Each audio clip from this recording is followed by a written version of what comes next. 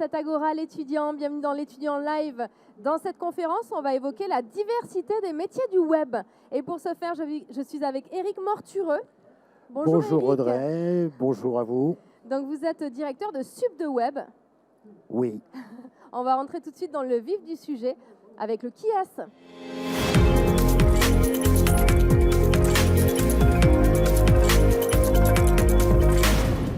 Alors, est-ce que vous pouvez nous présenter SubDeWeb? Alors SubDeWeb est une école qui fait partie d'un groupe qui s'appelle Media School, groupe de formation qui existe depuis 20 ans. Et SubDeWeb a été créé il y a 10 ans pour répondre à un vrai besoin finalement, puisque le web, Internet, est né au milieu des années 90 et aucune formation effectivement n'expliquait les spécificités de cet univers et tout ce que le web a changé professionnellement. D'où l'intérêt effectivement de lancer une école comme SubDeWeb qui a cette volonté de former à l'ensemble du métier du web, et ceux-ci sont très très divers et touchent tous les secteurs d'activité et toutes les entreprises. Justement, on va en parler tout de suite dans notre deuxième partie, le Je m'oriente.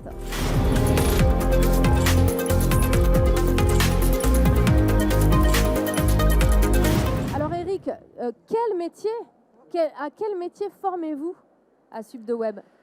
Donc je le disais, l'univers l'écosystème du web, c'est trois grandes familles. Ces trois grandes familles, c'est d'une part, bon, on le sait, pour beaucoup de jeunes, pour beaucoup de lycéens, quand on leur parle de digital, quand on leur parle de le web, ils nous disent « Ah non, moi l'informatique, ça ne m'intéresse pas ». Or, le web, ce n'est pas que de l'informatique. Bien sûr, il y a la partie développement. Et la partie développement, on le sait, ce sont des métiers qui sont très fortement demandés, mais il n'y a pas que le code, il n'y a pas que la programmation. Je le disais, tous les secteurs, toutes les entreprises sont touchées par l'évolution des technologies, par l'apparition du web. Quand je dis tous les métiers, ça touche les métiers stratégiques. Le marketing évolue vers le web marketing, la communication vers la communication digitale. Un exemple tout bête qui peut parler à beaucoup de monde, c'est dans la communication. On parlait de publicité. Aujourd'hui, on parle bien évidemment toujours de publicité, mais on parle aussi de stratégie de contenu, stratégie d'influence. L'influence est quelque chose dont on entend beaucoup parler. Ce n'est pas simplement aller choisir 2-3 influenceurs qui vont parler de la marque et des valeurs de la marque. C'est trouver une ligne stratégique qui va permettre au public d'adopter les valeurs d'une marque. Donc ça, c'est la communication sur le web, en fait, c'est ça, c'est la web communication? C'est la communication avec les outils du digital. Moralité, en termes de métier, effectivement, merci Audrey de me relancer là-dessus. En termes de métier, dans le web marketing, c'est ce qu'on appelle il y a deux grands axes. Il y a ce qu'on appelle les leviers d'acquisition d'audience. Un site, une application qui n'a pas d'internaute, qui n'a pas de mobinaute, n'a aucun intérêt. Moralité, on se fixe des objectifs et on va utiliser tous les moyens qui existent aujourd'hui sur le marché pour générer du trafic sur un site ou sur une application. Et c'est là où il y a un savant mélange entre les métiers du web marketing et de la communication digitale. Les leviers d'acquisition d'audience, c'est quoi? Les leviers d'acquisition d'audience, c'est bien évidemment la publicité, mais c'est aussi des métiers qui se sont créés avec le web, à savoir, peut-être que vous en avez déjà entendu parler, le référencement. Dans le référencement, vous savez qu'on passe tous par les moteurs de recherche pour chercher des informations, pour trouver des informations, des renseignements. Il y a une technologie derrière pour bien apparaître dans les moteurs de recherche. On parle suffisamment des algorithmes de Google ou des réseaux sociaux pour que ce soit effectivement une réalité. Il y a des techniques pour optimiser sa visibilité. Cette visibilité, ça passe par ce qu'on appelle du référencement naturel, aussi appelé SEO. SEO en anglais, puisque c'est de l'anglais. Et vous savez ce que ça veut dire, cet acronyme SEO? Alors attention, Optimization, j'imagine. Search Engine Optimization. Donc c'est effectivement tout ce côté, tout ce que je peux faire de manière naturelle dans la conception de mon site. Avec des mots-clés, par exemple? Exactement, tout est à vous. Mais Audrey, vous êtes formidable. Effectivement, tout à partir de mots-clés. Puisque quand on fait une recherche sur les moteurs de recherche, on passe par des mots-clés. Donc c'est l'optimisation de la visibilité de ces mots-clés sur les réseaux, sur le site. Ça touche plein d'univers. Ça peut toucher le développement, mais ça touche aussi le contenu. Avoir un maximum de contenu qui soit lié à un certain mot-clé. Et puis, il y a le référencement payant. SEA ou SIE. Et là, c'est Search Engine Advertising.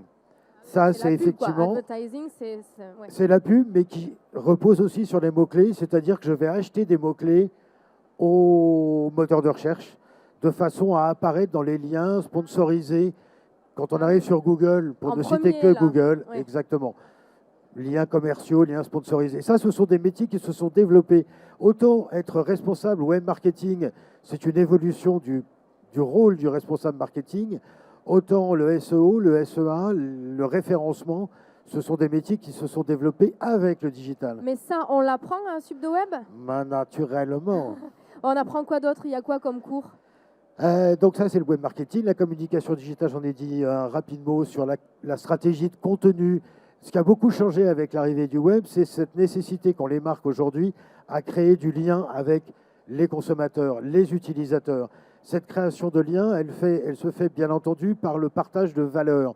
Donc développer des contenus qui vont permettre d'augmenter, j'ai envie de dire, son audience. Il y a une notion qu'Audrey a adorée, ça tient en 3 mots, qui sont, on va dire, qui regroupent un petit peu les 3 manières de générer de l'audience. Il y a ce qu'on appelle, alors pardon, c'est de l'anglais. On va traduire. L'anglais est très présent dans cet univers du web. Ça commence par le owned, propriétaire. Que je possède, oui. Ouais. Ça, c'est effectivement les valeurs que moi, entreprise, je mets en ligne sur mon site. C'est moi, j'ai des contenus, je les mets sur mon site et ça s'adresse à l'audience qui vient sur mon site. Donc, j'en suis propriétaire. Après, il y a le earned. Le earned, c'est ce que je vais gagner. C'est-à-dire que ce contenu que j'ai partagé à des internautes, à des mobinautes, j'espère qu'ils vont eux aussi le partager à d'autres. Et donc, ça va me permettre de gagner plus en audience. Et puis, pour terminer, il y a le paid. Le paid, comme son nom l'indique, c'est l'achat. C'est aller acheter de la visibilité sur d'autres sites. Moi, Air France, j'ai besoin effectivement de visibilité.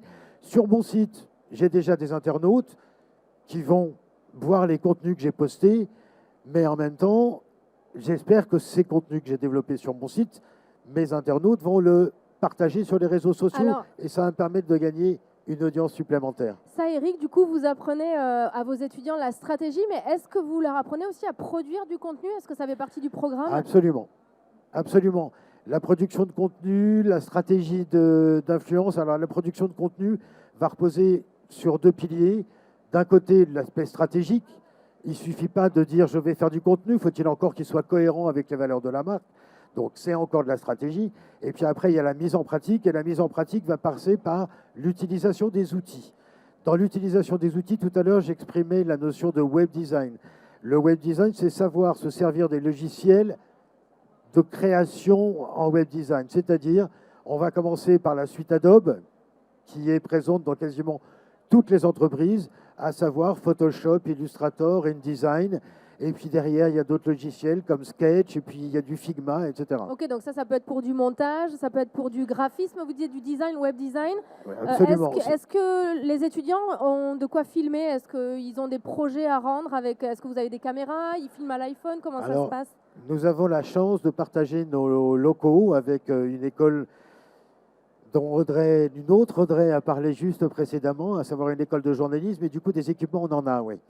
Donc il y a moyen effectivement de produire des contenus, de les monter. C'est l'apprentissage des After Effects, c'est l'apprentissage du motion picture. Bref, c'est l'apprentissage effectivement des outils qui permettent de développer des contenus et de monter des contenus. Il faut quelle qualité pour travailler dans le web? Bon, j'imagine qu'il y a plein de métiers, donc ça fait appel à plein de qualités différentes, mais de manière générale? Les qualités fondamentales, mais j'ai envie de dire que ce sont des qualités qu'il faut avoir de toute manière par nature. Et s'il y a une qualité particulière, c'est la curiosité. Restons curieux, restez curieux, soyez curieux, informez-vous. La culture générale, savoir ce qui se passe autour du monde, de nous, c'est essentiel. C'est essentiel pour être créatif derrière. La créativité va se nourrir de cette curiosité. Donc ça, j'ai envie de dire que c'est une des valeurs, un des critères les plus importants. Se tenir au courant, On a des outils formidables grâce au web aujourd'hui qui permettent justement de se tenir au courant sans aucune difficulté. Quelqu'un comme moi, pour me tenir au courant, ça me coûtait cher parce qu'il fallait que je m'abonne à des journaux, par exemple. Ou aller à la bibliothèque à Ou aller à la l'époque. bibliothèque. Alors que maintenant, cette culture, cette curiosité, on peut l'assouvir tous les jours grâce en grande partie au moteur de recherche, effectivement. Donc la curiosité, la passion, bien entendu, parce que c'est voilà, l'envie de faire, la transversalité, la curiosité, c'est ça aussi. S'intéresser à tout. Dans les prérequis professionnels, j'ai envie de dire aujourd'hui, on a besoin d'être adaptable, on a besoin d'être polyvalent. Plus on en sait, plus on maîtrise de choses, mieux c'est. La formation, elle ne s'arrête jamais, elle ne s'arrête pas après les 3 ou 5 ans, effectivement. On va continuer à s'instruire sur les métiers du web, mais de manière plus ludique, avec le vrai ou faux.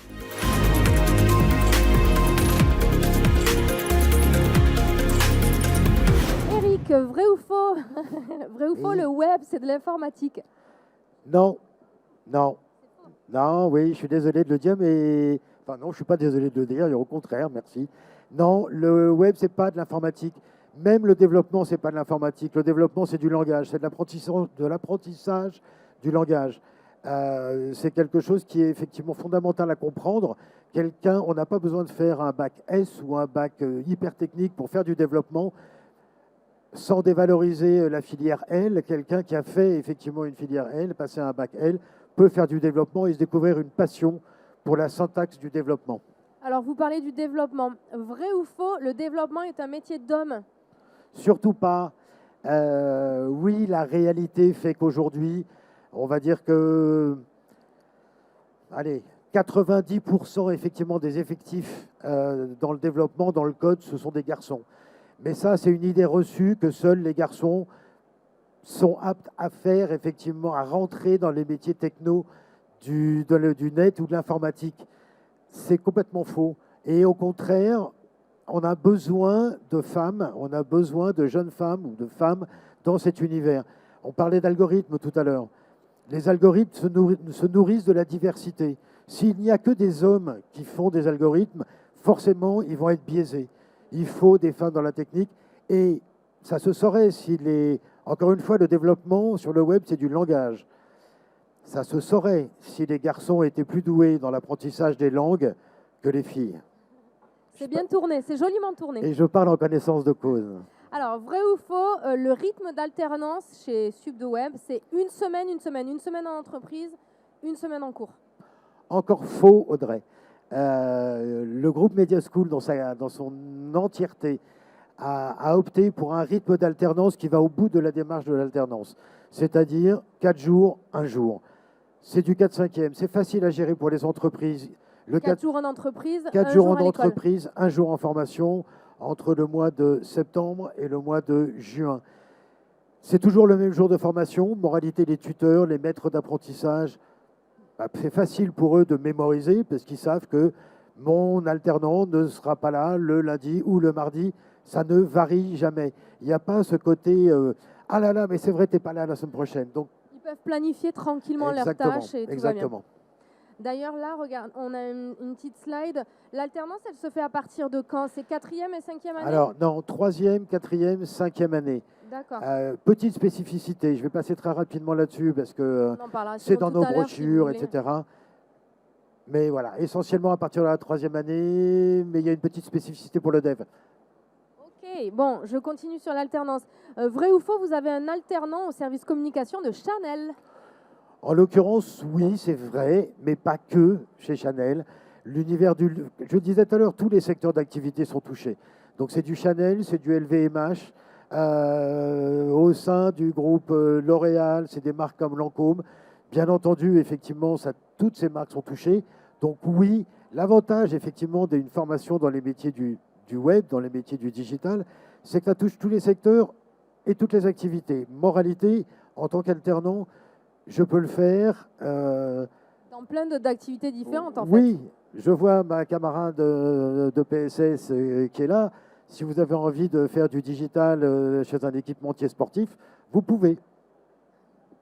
Alors, vrai ou faux, le taux d'employabilité est de 90% quand on sort de SubDoWeb? C'est complètement vrai, Audrey. On le sait, c'est le digital, la culture du digital pour des jeunes hommes et des jeunes femmes qui sortent effectivement de 3 ou de 5 ans d'études. Aujourd'hui, quand on cherche un boulot, il y a des prérequis. Parler anglais, c'est plutôt pas mal. Et vous êtes assimilés, vous, à 20, 25 ans, comme des digital natives, donc des garçons, enfin des jeunes hommes et des jeunes femmes qui maîtrisaient les techniques du digital. Or, il ne suffit pas simplement d'être un utilisateur pour comprendre comment ça fonctionne. Faut-il encore avoir été formé aux différentes techniques, au vocabulaire, aux habitudes, que dire encore, et aux outils, très importants. Et ça fait effectivement partie des codes. Donc oui, un très fort taux d'employabilité à la fin des études. Et j'ai envie de dire que dans les 10% qui restent, bah, l'expérience me montre que dans ces 10%, c'est des garçons et des filles qui, après 5 ans d'études, ont envie de se poser un petit peu, break, ouais, et de faire le point sur, OK, comment je vais orienter ma carrière, ce Ok, qui n'est donc, pas condamnable. L'employabilité, truc en plus, ça me permet de faire ma transition sur ma 4e partie, le truc en plus.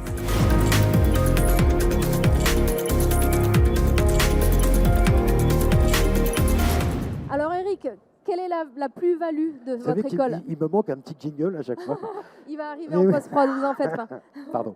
Oui. Oui, donc le truc en plus, Eric, de votre école. J'allais dire de votre school, ça y est, je me mets à l'anglais, c'est vous là, avec le mais web. Oui, trop d'anglicisme, on est bien d'accord. Les trucs en plus, parce qu'il y en a plusieurs, bien entendu. Je ne sais pas par lequel commencer. Les intervenants, peut-être? Alors, bien évidemment, les intervenants, c'est quelque chose qui est extrêmement important. Dans ce type de formation, les intervenants sont des professionnels en activité. Je n'ai rien contre les professeurs. Mais au moins, ils sont plus dans la pratique et ils savent de quoi ils parlent. Ils sont dans l'emploi. Il y a une volonté de mise en pratique immédiate. C'est de la formation professionnalisante. Donc, tout de suite, on en parlait avec les étudiants tout à l'heure sur le stand. On commence l'année avec ce qu'on appelle un hackathon. Le hackathon, c'est de la mise en... Hackathon ? Le hackathon. Comme hacking Comme hackathon, comme marathon, mais effectivement hacker en fait. Un peu comme hacker. En fait, c'est un terme qui est très mal utilisé par nous, puisque c'est un terme qui est très courant dans l'univers informatique, justement. En règle générale, dans l'univers informatique, le hackathon, c'est très ramassé dans le temps, c'est-à-dire que c'est sur 24 ou 36 heures, une problématique à résoudre. Et ils ont 36 heures. Nous, c'est un petit peu différent, on est un peu plus étalé dans le temps, mais le principe surtout, c'est que c'est une semaine où les étudiants qui arrivent en première année et les apprenants qui sont en 5e année sont mélangés au sein d'équipes où ils sont effectivement à peu près 8 personnes. Ce qui est un moyen de s'immerger immédiatement dans un côté très pratique d'étude de cas. Un sujet, une problématique, et effectivement, on travaille à 8 avec des représentants de toutes les années et de toutes les spécialisations à une solution digitale. Donc c'est une mise en tout de suite immédiate dans le pratique. Les intervenants sont comme ça. Les intervenants, c'est des gens qui sont dans l'interactivité. Pourquoi ils sont intervenants à SubDeWeb? Parce qu'ils ont envie de partager leur culture de l'entreprise, leur culture métier. Vous parlez de pratique, vous me faites ma transition, Eric, vous êtes parfait. C'est le en pratique.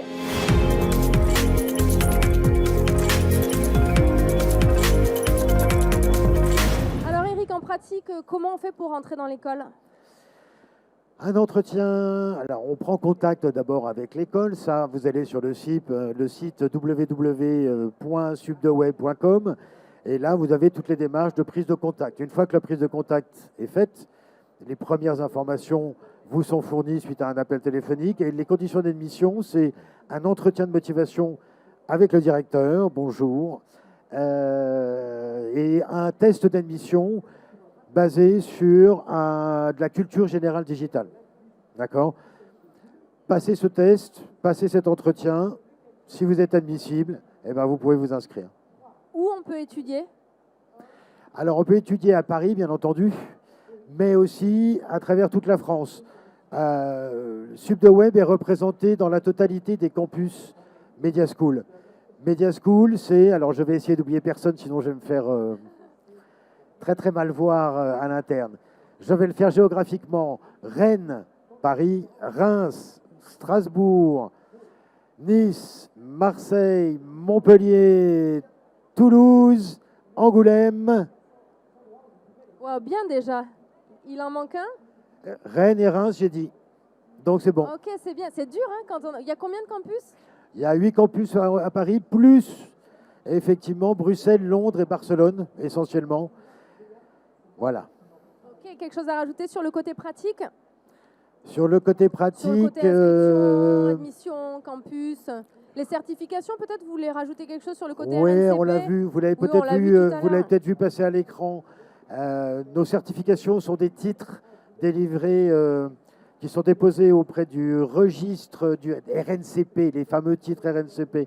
Nous dépendons du ministère du Travail. Nos titres de niveau 6 en fin de 3e année et de niveau 7 en fin de 5e année sont bien évidemment reconnus par l'État via les RNCP. Bon, on va bientôt terminer, on va devoir se quitter, Eric. C'est le mot de la fin.